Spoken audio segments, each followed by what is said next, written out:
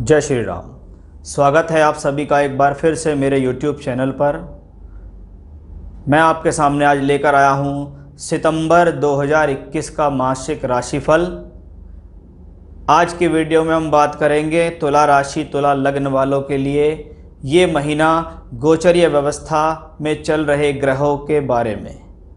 कैसा परिणाम देने वाला है गोचर आपको, कौन सा ग्रह किस भाव में जाकर आपको परिणाम देगा, क्योंकि इस महीने 5 ग्रह ऐसे होंगे जो राशि परिवर्तन करेंगे। सूर्य हैं, मंगल हैं, बुध हैं, शुक्र हैं और बृहस्पति भी इस महीने थोड़े समय के लिए राशि परिवर्तन करेंगे। तो 5 ग्रहों का मूवमेंट कैसा रहेगा आपके लिए।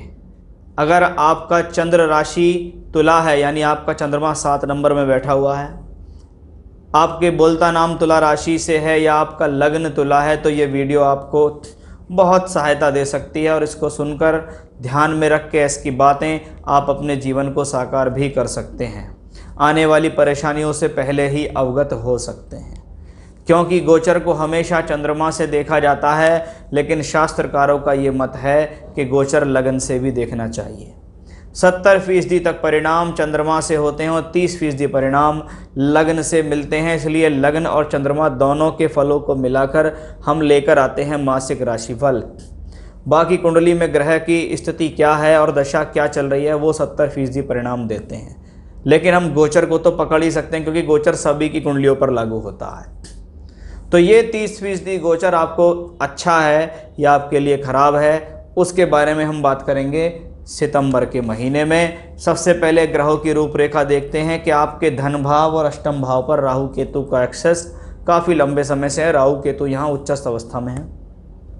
राहु केतु जिसकी राशि में बैठते हैं उन ग्रहों को अवश्य देखना चाहिए।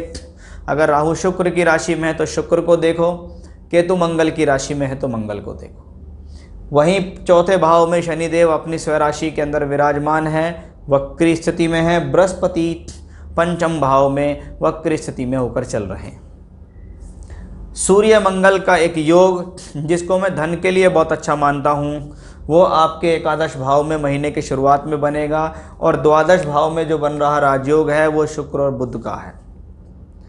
तो देखते हैं कौन सा ग्रह किस प्रकार से परिवर्तन करके आपके लिए क्या लेकर आया है। सबसे पहले मैं बात करूँगा बहुत ज़रूरी 2 ग्रहों के बारे में। वो ग्रह हैं बृहस्पति और शनि। शनि चतुर्थेश होकर चौथे ही घर में चल रहे हैं, स्वराशिगत हैं, वक्रत्व हैं, चेष्टा बली हैं, मेहनत कर रहे हैं, अपने कार्य पे ध्यान दे रहे हैं। जब चतुर्थेश बहुत लंबे समय तक ऐसी राशि में होता है तो कुछ ना कुछ चौथे घर से संबंधित घटना अवश्य होती है। भूमि, जमीन, जायदाद, वाहन योग, क्रय विक्रय होना, प्रॉपर्टी सेलिंग होना, प्रॉपर्टी से लाभ मिलना, रेंटल प्रॉपर्टी से लाभ मिलना, प्रॉपर्टी से संबंधित किसी प्रकार के भी कार्यों से लाभ मिलना इस ग्रह से देखा जाता है। अब बृहस्पति के लिए बहुत ज़रूरी है ये महीना। 14 सितंबर को बृहस्पति कुंभ में चलते हुए मकर में एंट्री कर जाएंगे। यहाँ ध्यान दीजिएगा आप कि बृहस्पति यहाँ कुंभ में होंगे और कुंभ में होते हुए ये बृहस्पति मकर राशि के अंदर प्रवेश कर जाएंगे। अब इसको 2 प्रकार से हम देखेंगे। पहला, एक ग्रह जो कि त्रिकोण स्थान में गोचर कर रहा है। ये त्रिकोण स्थान पंचम भाव में धन कारक बृहस्पति का गोचर होना शुभ है, क्योंकि वो धनदायक ग्रह है और धन त्रिकोण से कनेक्शन बना रहा है। ये ग्रह त्रिकोण से निकलकर केंद्र में जाएगा। केंद्र से त्रिकोण में आना या त्रिकोण से केंद्र में जाना अच्छा होता है, इसको कोई खराब योग नहीं कहते। वहीं दूसरी तरफ बृहस्पति 2 जगह का स्वामित्व लिए हुए है, तीसरे घर और छठे घर का स्वामित्व लेकर है। अब आप इसको देखिएगा, एक प्लेनेट की मूवमेंट अपने से 12वें में हो रही है। बृहस्पति अपने से पिछले भाव में जा रहा है, व्यय में जा रहा है। कौन है बृहस्पति? छठे का मालिक होके यहाँ आएगा, तीसरे के मालिक होके यहाँ आएगा, यानी कुछ ना कुछ चौथे घर से संबंधित बड़ी घटना होने वाली है। स्थान परिवर्तन इस दौरान संभव है। स्थान परिवर्तन का लेटर इशू हो सकता है आपके लिए। अगर कोई लोग नौकरी में हैं उनका ट्रांसफ़र होने के योग इस दौरान बनते हैं, या आप अगर ट्रांसफ़र चाहते हैं तो आप इस दौरान अवश्य प्रयास करें। ये लगभग 40 दिन आपके ट्रांसफ़र में बहुत ज़्यादा सहयोगी रहेंगे। अगर आप रेंटल पे हैं, रेंट पे रहते हैं, तो मकान परिवर्तन का योग बन सकता है। आपको ये ग्रह एक स्थान से दूसरे स्थान पर ले जा सकता है। आपका किराएदार मकान मालिक आपको बोलेगा कि खाली कर दो, आप दूसरी जगह जाकर रहना शुरू कर दो। प्रॉपर्टी से संबंधित कोई विवाद फिर से उजागर होने की संभावना है, क्योंकि 6 लॉर्ड इन 4th हाउस। प्रॉपर्टी को लेकर कोई विवाद, कोई छोटा मोटा झगड़ा या परिवार के लोगों के लिए चिंता होना इस दौरान अवश्य संभव दिखाई दे रहा है, क्योंकि ये गुरु नीच का भी होगा, वक्री भी होगा, छठे का मालिक भी होगा। सिर्फ एक अच्छी बात ये रहेगी कि शनि स्वराशि के होकर उस राशि में रहेंगे।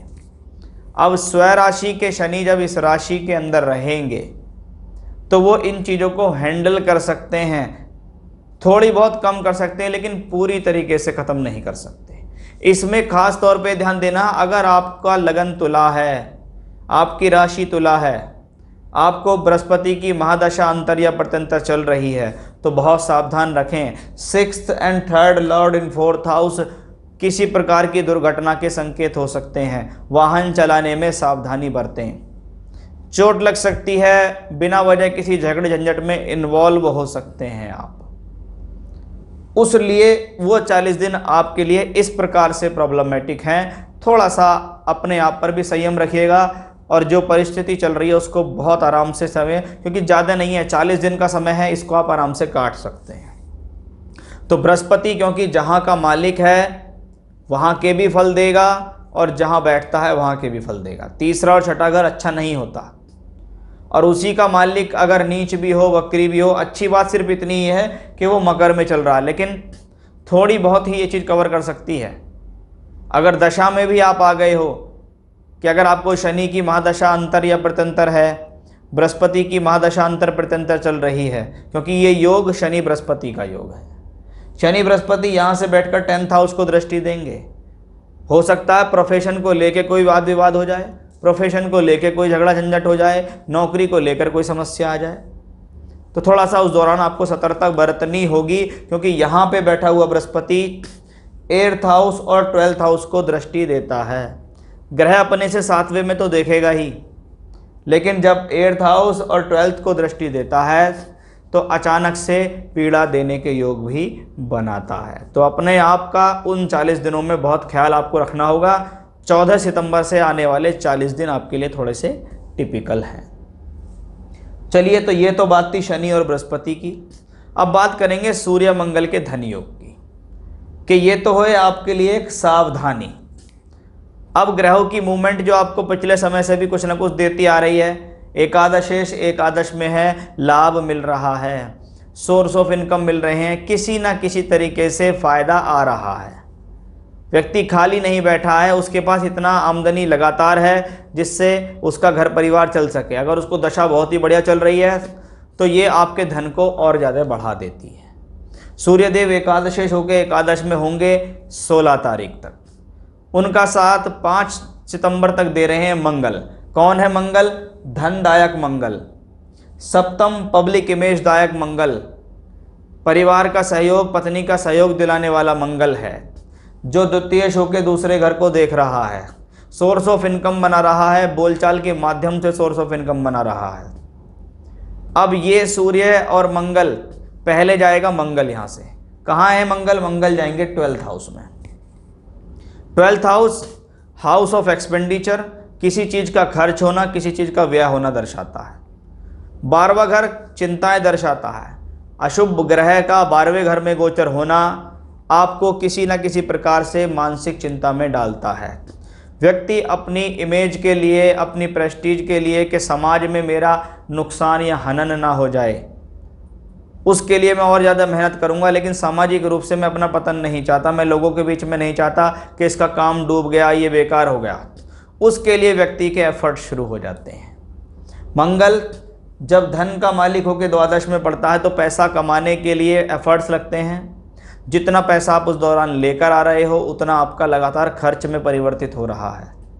इसको हम इस प्रकार का कॉम्बिनेशन कहते हैं। धन कमाने के लिए यात्राएं होना या धन कमाने के लिए पैसा खर्च करना फिर धन कमाना, कि पहले कुछ खर्च करा अपनी जेब से तब पैसा कमाया गया, ऐसा भी इस मंगल की वजह से आता है। जब मार्स जैसा प्लेनेट 12th हाउस में और उसकी अष्टम दृष्टि सप्तम पे हो तो वैवाहिक विच्छेद तो नहीं होगा क्योंकि वो ग्रह अपनी राशि को देखता है, लेकिन अष्टम दृष्टि हमेशा से कलह उत्पन्न करने वाली ही होती है। आप अगर साझेदारी में कोई भी काम करते हैं आपको सावधान होना होगा। पत्नी के साथ किसी बात को लेकर बड़ा विवाद हो सकता है, अचानक से आप आवेश में आ सकते हैं और अपना नुकसान कर सकते हैं। पीछे पीछे सूर्य आ जाएंगे। सूर्य कौन होंगे? धन भाव के मालिक। यहाँ अब सूर्य मंगल का योग बनेगा 12वें घर में। यहाँ से भी धन मिलता है, यहाँ से भी धन मिलता है। वो धन कहाँ मिल रहा है? 12वें घर में। अवश्य ही आपका कहीं बाहर से कोई ना कोई कॉन्टैक्ट बनने वाला है। आप बाहर के लिए नौकरी ट्राई कर रहे हैं, उस दौरान हो सकती है। अगर आपको इन्हीं से संबंधित दशा भी चल रही है, 12th हाउस 12th लॉर्ड से संबंधित, तो आपको विदेश में जाके नौकरी करने का ऑफर, घर से दूर जाके नौकरी करना, बाहर के लोगों के साथ जुड़ना, ऑनलाइन जुड़कर आप पैसा कमा रहे हैं विदेशी लोगों से, बाहर के लोगों से, वो भी इसी कॉम्बिनेशंस के कारण संभव दिखाई देता है। लेकिन ये 2 मैलेफिक्स हो जाएंगे। सूर्य भी मैलेफिक है, मंगल भी मैलेफिक है और वो 12th हाउस में है। चिंतन शुरू किसके लिए? कार्य के लिए चिंतन, परिवार के लिए चिंतन, फैमिली के लिए चिंतन, पैसों के लिए चिंतन लगातार चलता रहेगा। एक तरफ काम भी करते रहोगे, दूसरी तरफ चिंतन भी बराबर चलते रहेंगे आपके। अब आप देखिए द्वादश में बैठे हुए 2 ग्रह हैं, शुक्र और बुध। अगर इनको मैं राजयोग की दृष्टि से देते देखूं, लग्नेश नवमेश का राजयोग 12वें घर में बनता है। राजयोग कहीं भी बने लेकिन वो अपने फल देता है। अगर वो 12वें में बनता है तो आप घर के बाहर के दूर जाके ख्याति प्राप्त कर रहे हो। आसपास के लोग आपकी वैल्यू इतनी नहीं समझ रहे हैं जितनी बाहर के लोग आपकी वैल्यू समझ रहे हैं। बाहर का क्लाइंट आपको पूछता हुआ आता है, आपसे जुड़ता है, आपसे कम संपर्क करता है, जबकि लोकल के लोग आपको इतना नहीं समझ रहे हैं। बुध द्वादशेश होकर द्वादश में है, ये एक और अच्छा सहयोग है विदेश से जुड़कर काम करने का, बाहर से जुड़ के काम करने का। साथ ही साथ जब 12वें घर में प्लेनेट हो, क्योंकि शुक्र तो 5 तारीख को यहाँ से निकल जाएंगे और वो स्वराशि के होकर लगन में आएंगे। लग्नेश लगन में मान सम्मान बढ़ेगा, कार्य क्षेत्र में वृद्धि होगी, प्रसिद्धि बढ़ेगी, सुख शांति मिलेगी, अपने आप को बेहतर महसूस करना शुरू कर देंगे। आप पॉजिटिव हो जाएंगे पहले के मुकाबले। जो नेगेटिविटी आपके अंदर थी, जो हेल्थ इश्यूज आपके अंदर प्रॉब्लम में थे, वो सब सॉर्ट आउट करेगा शुक्र। अब 12वें घर में बचे 3 प्लेनेट। द्वादशेश द्वादश में उच्च का बुध, जो कि भाग्येश भी है। भाग्य बनाने के लिए दूर से संपर्क होना, धन कमाने के लिए भी दूर से संपर्क होना, यानी सूर्य बुध मंगल का कॉम्बिनेशन। अगर आपने इस दौरान कोई बड़ा इन्वेस्टमेंट किया तो वो बड़ा इन्वेस्टमेंट आपको आने वाले समय में बहुत अच्छा फ़ायदा देगा। क्यों? क्योंकि आज तो आपने यहाँ इन्वेस्ट किया, उसके बाद ये सूर्य मंगल और बुध सब लगन में भी आएंगे और धन भाव में भी आएंगे। इसका मतलब है थोड़े समय के लिए कोई इन्वेस्ट किया, 3 से 4 महीने में उसका रिटर्न भी मिल गया और अच्छे पैसे कमा के रिटर्न मिल गया आपको। तो आपके लिए ये अपॉर्चुनिटी है। लेकिन कभी कभी व्यक्ति को कुछ बड़ा प्राप्त करने के लिए अपना खर्च भी करना पड़ता है। वो खर्च आपकी मेहनत हो सकती है, वो खर्च आपका पैसा हो सकता है। तो उस लिहाज से ये शुक्र बुध का योग और सूर्य मंगल की जो युति है, ये आपके लिए फायदेमंद है। चिंता बिल्कुल नहीं करिएगा। जिस काम को, जिस टारगेट को पकड़ रखा उसको करिएगा। उसके आगामी समय में बड़े अच्छे योग आपके लिए होने वाले हैं। केतु मंगल की राशि में है, मंगल के रिजल्ट देगा। राहु शुक्र की राशि में है, शुक्र बहुत जल्दी परिवर्तन करने वाले हैं। यानी जो नीच का शुक्र अब तक द्वादश में आपको चिंतन बढ़ा रहा था, ऐसा ग्रह क्या करता है? घबराहट देता है। व्यक्ति अपने आप से डाउन फील करना शुरू कर देता है। कभी स्वास्थ्य की वजह से कि यार जिस काम में हाथ डाल रहा हूँ उस काम पूरा नहीं हो रहा, अड़चन आ रही है काम के अंदर, बार बार पता नहीं क्या परेशानी है, लेकिन वो परेशानी सॉल्व होनी शुरू हो रही है और ये कॉम्बिनेशन आपके लिए बेहतर हो रहा है। खास तौर पे कहाँ ध्यान देना होगा? शनि और बृहस्पति पे। ये भी कब ज़्यादा इफेक्टिव हो रहा है? जब शनि या बृहस्पति से संबंधित कोई भी दशा आपको चल रही है। तो जो जो चीज़ आपको समझाई है वो सारी आपके माइंड में रहनी चाहिए कि भाई इस महीने मुझे क्या करना है, क्या नहीं करना, किन चीज़ों से सावधान रहना है, किस तरीके से अपनी योजना को चलना है। क्योंकि प्लेनेट की पोजीशन ये आज की है, भविष्य की नहीं है। कुछ दिन में ये प्रॉब्लम यहाँ से ख़त्म होगी, ये प्लेनेट यहाँ से मूव कर जाएगा और आपके लिए अच्छा हो जाएगा। तो उस लिहाज से ये कॉम्बिनेशन बेहतर हैं। आप अपने कार्य क्षेत्र पर लगातार ध्यान दीजिए, आपको निश्चित इससे फ़ायदा मिलेगा ही मिलेगा।